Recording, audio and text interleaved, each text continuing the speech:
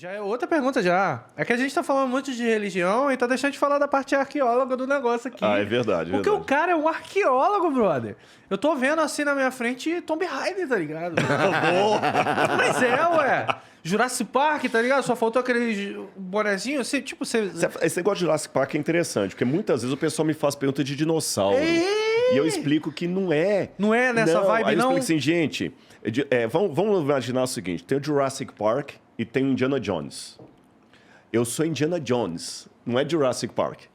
Porque quem lida com dinossauros, embora tenha técnicas de arqueologia, às vezes também é chamado de arqueólogo, mas a rigor, quem trabalha com dinossauros é o paleontólogo. Entendeu? O geólogo. Ou seja, a gente vive o seguinte: tudo que é da invenção da escrita para cá me interessa. Da invenção da escrita para lá, aí já começa a cair no ramo da paleontologia. Embora a rigor existam arqueólogos que mexam com pré-história.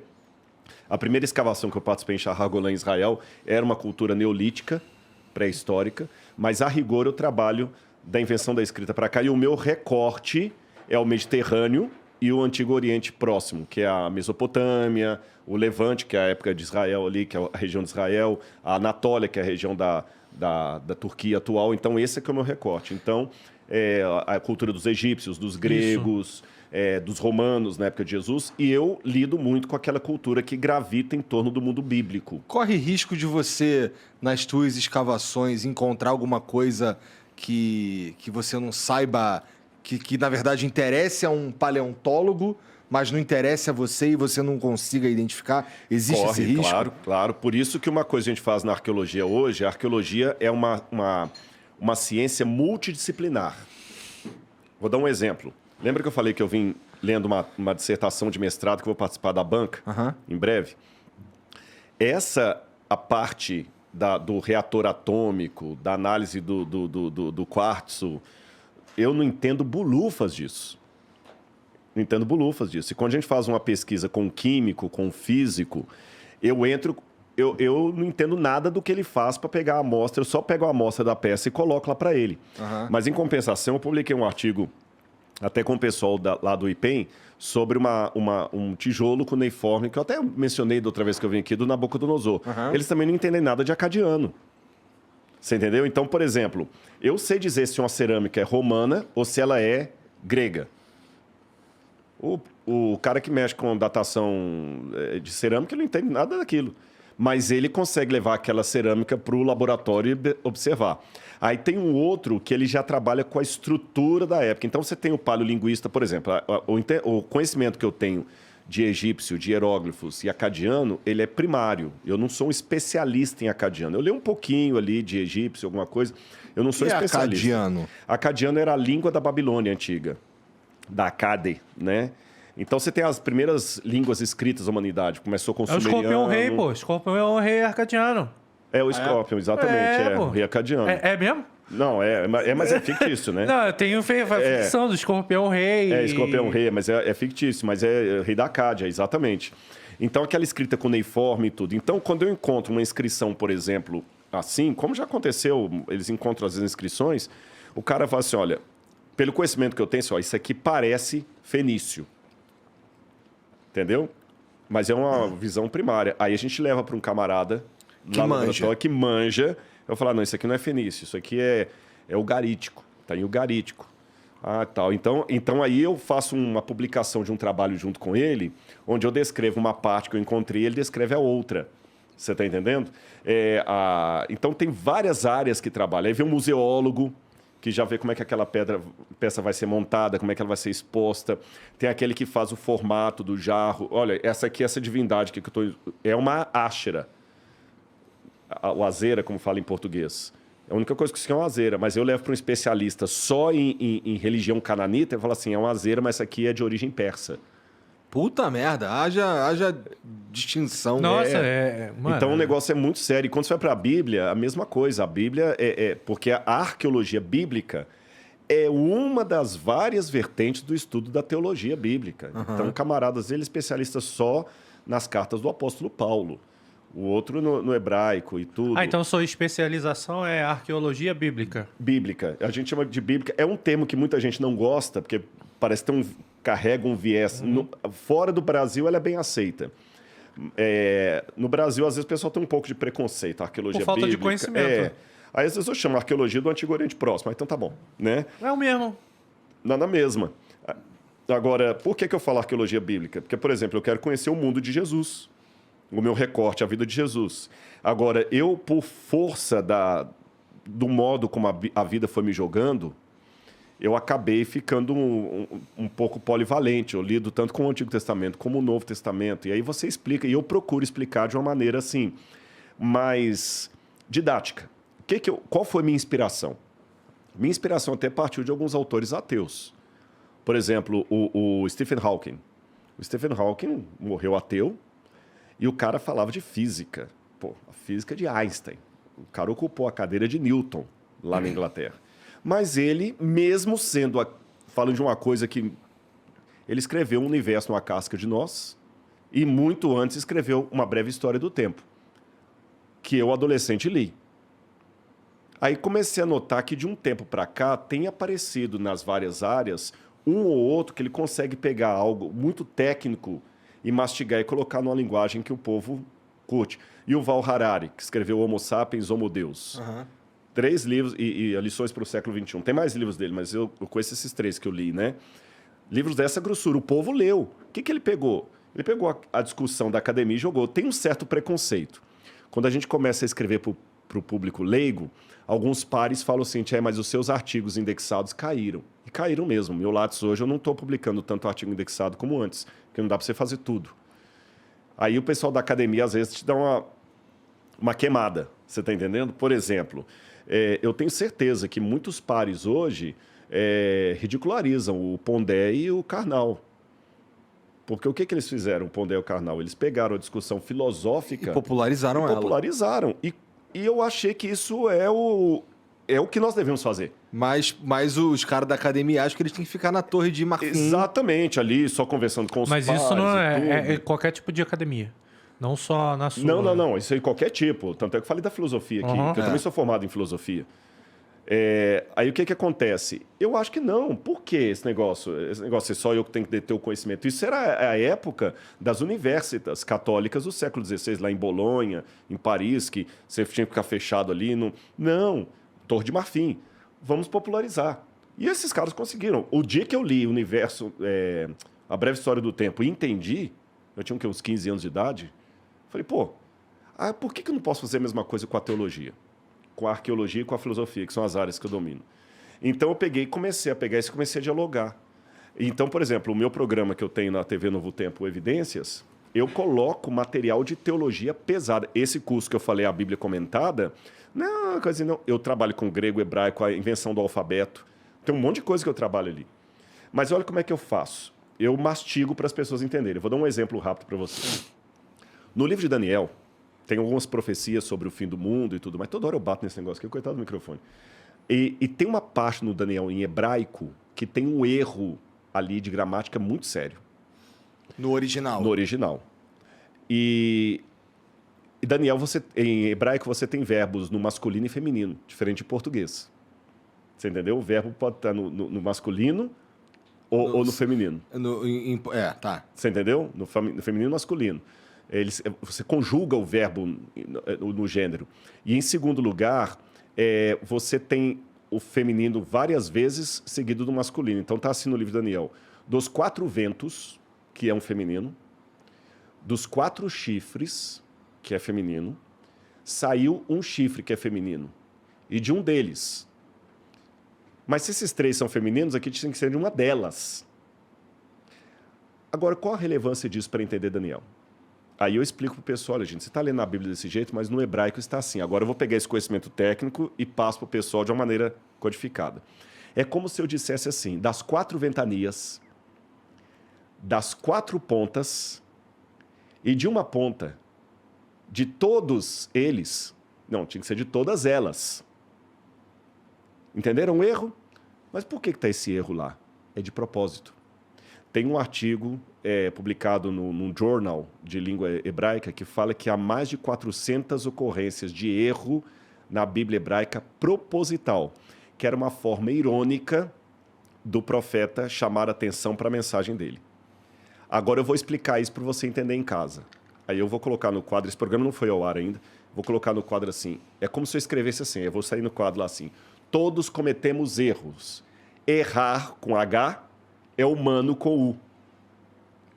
Se eu escrevo errar com H é humano com U, Aham.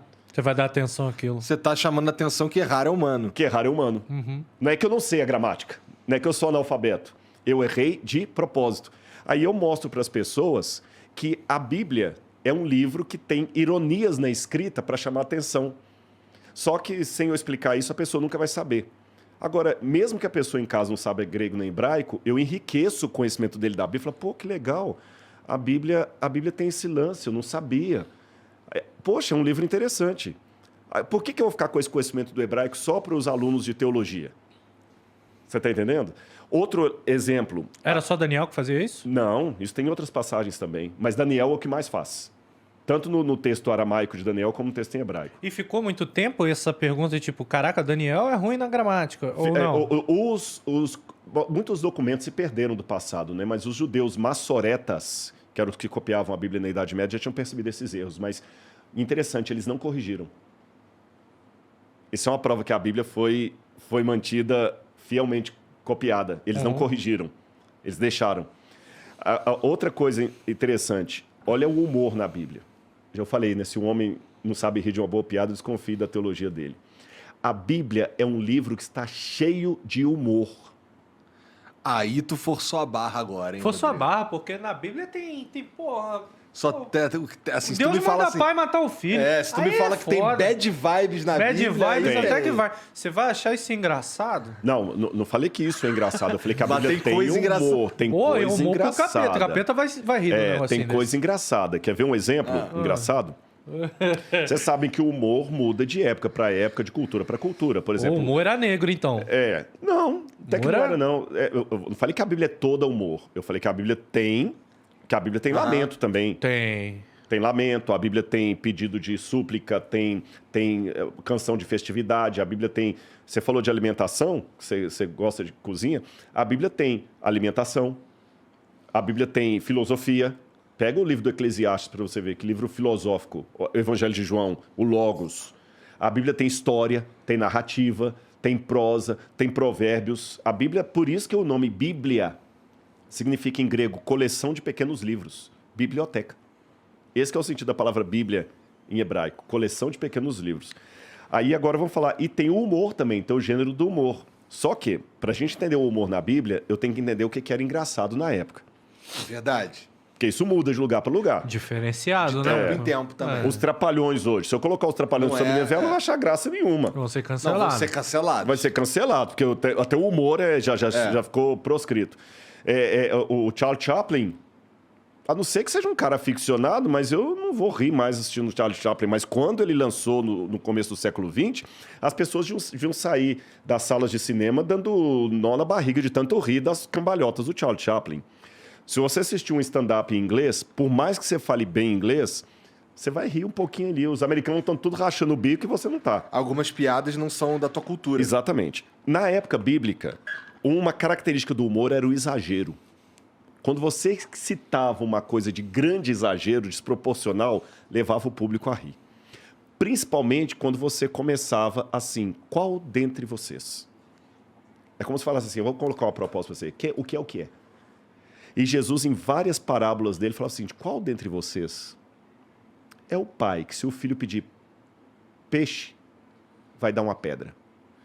E Se na pedir época peixe isso era de uma pão, vai dar uma piada. pedra. Na época todo mundo quá. Quá. Só que esse papel... Mas peraí, então Jesus Pô, agora... quem é o pai que faz...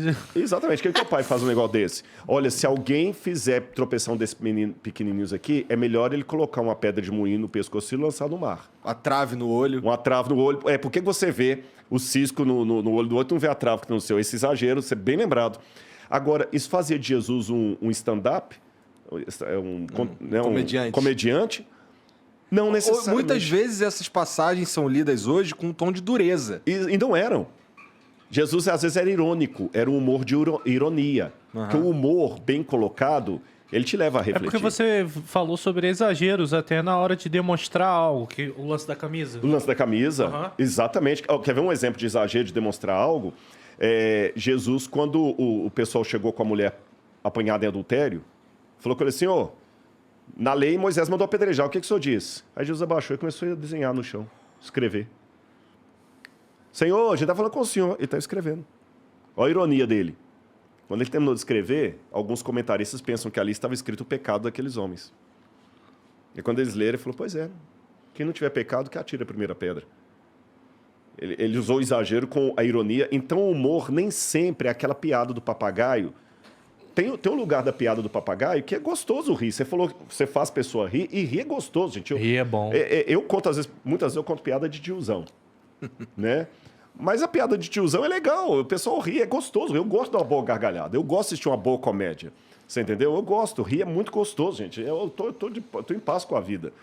Agora, embora o humor tenha esse lado saudável, o humor tem um lado muito importante no ensino, porque ele fixa, ele abre o coração. Se eu te levo a rir comigo, eu já quebrei metade dos preconceitos. Já é um professor legal. Já é um professor legal. Eu dei aula para adolescente há muito tempo. E terceiro, o humor também pode ser uma forma de chamar atenção para algo. O humor irônico. É verdade. E é interessante uma coisa. Quando a pessoa é tapada e ditatorial, ele não entende o humor. A piada contra ele não percebe. Aí quando tá todo mundo fazendo assim, é comigo? É comigo? Não. Ah, que nem na época tem uma piada famosa da ditadura brasileira que o cara falava, como é que se mede um burro? Mede-se da cabeça aos pés. Do Médici. Mede-se da cabeça aos pés. Lembra a música? Pai, afasta de mim esse cálice de vinho tinto de sangue. Então, Jesus, repito, ele não era um comediante de ficar contando piada do papagaio, não é isso que eu estou dizendo, mas Jesus tinha um bom humor. E ele contava de um jeito, com uma sagacidade, com uma ironia que os inimigos não entendiam, não percebiam. Mas olha que interessante, numa época em que as crianças não tinham a liberdade que tem hoje, as crianças ficavam todas em volta de Jesus. A ponto que os discípulos tinham que ficar tirando as crianças. E ele falou, por que vocês estão impedindo as crianças de chegar até mim? Deixem vir a mim os pequeninos, porque deles é o reino do céu. Na cultura de hoje, eu até entenderia as crianças, mas Jesus não era o bozo. Era uma cultura que crianças não tinha muita vez. E se as crianças chegavam perto dele, é que Jesus era um cara muito gente boa. Ou seja, se ele viesse hoje, ele surpreenderia muitos religiosos radicais. Nessas tuas escavações aí, tu já encontrou alguma coisa que reforçou a tua fé? Sim. E fechar a sua pergunta, se eu posso achar uma coisa que eu não entendo e não valorizar aquilo. Por isso que eu trabalho com várias pessoas de várias áreas. Por exemplo, achou ossos. Você traz, às vezes, um biólogo para ver se aquele osso é de um mamífero, você entendeu? Tudo isso a gente faz. A gente não sei saber se o osso é de um cavalo ou de um boi. Né? Então, a gente trabalha para evitar esse tipo de coisa. Agora, se eu já encontrei coisas que reforçaram minha fé, sim, várias. Por exemplo... Tu já pessoalmente encontrou algo de relevância? Assim, você é o cara que fica lá com o pincelzinho. Com o pincelzinho? Aquela ideia do Indiana Jones, que o camarada sai do escritório de gravatinha borboleta, vai lá e encontra o cálice sagrado, isso é mais para filme. A maior parte dos arqueólogos, letra A, encontraram fragmentos de coisas. Letra B, quem encontra geralmente não é o arqueólogo-chefe. É um aluno ali, mas fica para a base do arqueólogo-chefe. Eu já encontrei, na minha primeira experiência de escavação, uma estatueta neolítica raríssima, que está hoje no museu de Shahar Golan, em Israel. Só que está com o nome de Joseph Gaffin, que eu quero o diretor. Não está o nome do Rodrigo lá. Eu ganhei no dia um picolé, que a menina ficou tão feliz que ontem me deram um picolé. Bom, naquele Caramba, ainda tem isso. Ainda tem isso. Eu tive o lance da pedra do Nabucodonosor, que eu traduzi, que estava no Brasil. E fora isso, a gente vai encontrando evidências assim, que, como eu falei, essa ideia do Indiana Jones de encontrar o cálice sagrado não é muito bem o que a gente trabalha. Às vezes, o que reforça a fé da gente é encontrar uma parede mostrando que existe uma cidade ali. Você entendeu? Uma estrutura, a vida do dia a dia. Por exemplo, quando eu estava escavando em Tel Dor, lá em Israel, eu lembro que a gente encontrou, eu já estava chegando no período grego, encontramos moedas mostrando que tinha uma presença grega ali, isso era uma coisa muito importante. E tem também aquele achado que não fui eu que achei, foi outro, mas com base no achado do outro, eu consigo duas coisas. Eu consigo ver a veracidade da história bíblica e o contexto da história bíblica. Você está entendendo? E hoje eu vou falar com vocês de todos os livros religiosos já produzidos, a Bíblia é o livro que tem a maior quantidade de achados arqueológicos a seu favor. O maior. Você não tem Bhagavad Gita, não tem Alcorão, não tem livro dos Vedas, não sobra para nenhum. Nem mesmo os livros da literatura clássica, nem por exemplo, a Eneida de Virgílio ou a Odisseia, né? Mitologia, então, não tem nada. Não tem nada. Bom, a bem da verdade, quando Halle Schillmann descobriu a cidade de Troia, por isso que eu falei do Homero lá, bom, Troia existiu. Mas só isso, Troia existiu. Mas Troia tinha cidadãos que tinham fé no politeísmo. Sim, mas encontrou aquilo ali. Agora, a Bíblia não. A Bíblia você encontra muito mais coisas, detalhes que a Bíblia dizia que o pessoal achava que era mentira. Posso dar uns 3 ou 4 exemplos. Mas detalhes antes de Cristo? Antes de Cristo. Quer um exemplo? Antes de 1860, havia quase uma crença generalizada de que a Babilônia nunca existiu. Você tinha 3 fontes que falavam da Babilônia: Berosso, Heródoto e a Bíblia. E os críticos da Bíblia falavam: isso aqui é um mito. Falar da Babilônia nessa época, na academia, principalmente quando já tinha lançado a Alta Crítica, era como se eu falasse hoje de... Terra plana. Terraplanismo, exatamente. É quase isso. Aí, eu vou dar um exemplo mais antigo, vou dar um exemplo mais recente. Aí fala assim, é ridículo. Aí até que começaram a encontrar os primeiros tabletes cuneiformes e começaram a decifrar e acharam que existiu Nabucodonosor. Aí veio Henry Layard, começou a explorar Nínive e começaram a encontrar. Depois, Robert Coldway, em 1899, por 14 anos, ele escavou a colina de Hilá, em Bagdá, e encontrou a Babilônia. Aí os caras viram, o Nabucodonosor que a Bíblia falou existiu, a Babilônia existiu, mas aí eles pegaram um lance. Todos os tabletes que contavam a lista dos reis da Babilônia terminavam em Nabonido. E segundo a Bíblia, o último rei da Babilônia, você pode ler na sua casa, Daniel capítulo 5, chamava-se Belsazar. E a Bíblia fala que Belsazar estava dando uma festa na casa dele quando o exército da Medopécia tomou a Babilônia, destruiu a Babilônia e o rei foi morto. A Bíblia dava essa versão, mas as listas diziam que o último rei foi Nabonido. E não aparecia nenhum Belsazar. Até que...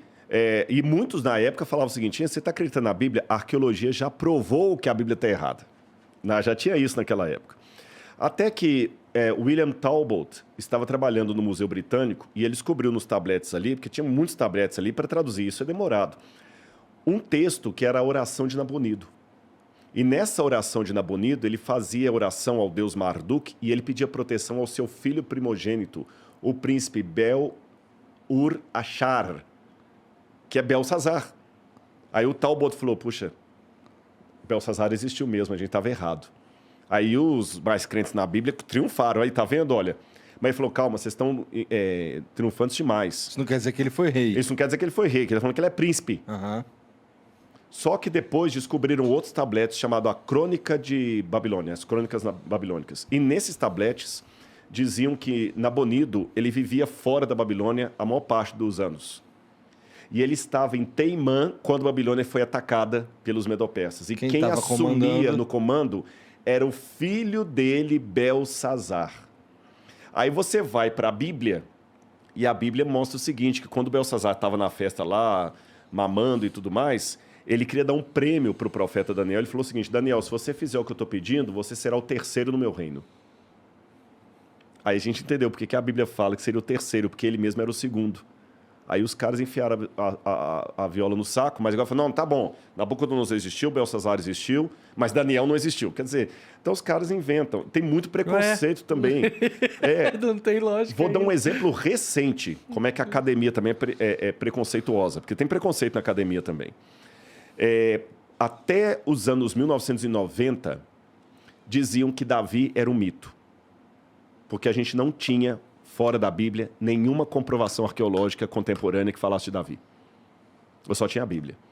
Aí eles argumentavam, falavam o seguinte, se Davi existiu, cadê a prova? Se ele foi um grande rei assim. Né? Se Rodrigo foi ao Flow mesmo, cadê o vídeo? Só que eu trabalho com fragmentos de história. Aí, em 1992, um professor da Universidade Sorbonne, chamado André Lemaire, um dos maiores epigrafistas da Europa, Foi ao... Epigrafista. Epigrafista é aquele que trabalha em inscrições antigas e decifra as inscrições antigas. Tá. Aí ele foi ao Museu do Louvre e lá tem uma pedra preta de todo tamanho chamada Estela de Mecha. Essa Estela de Mecha é uma estela comemorativa que foi encontrada lá na Jordânia, mas ela foi fragmentada por um acidente lá, ela só estava uns pedaços.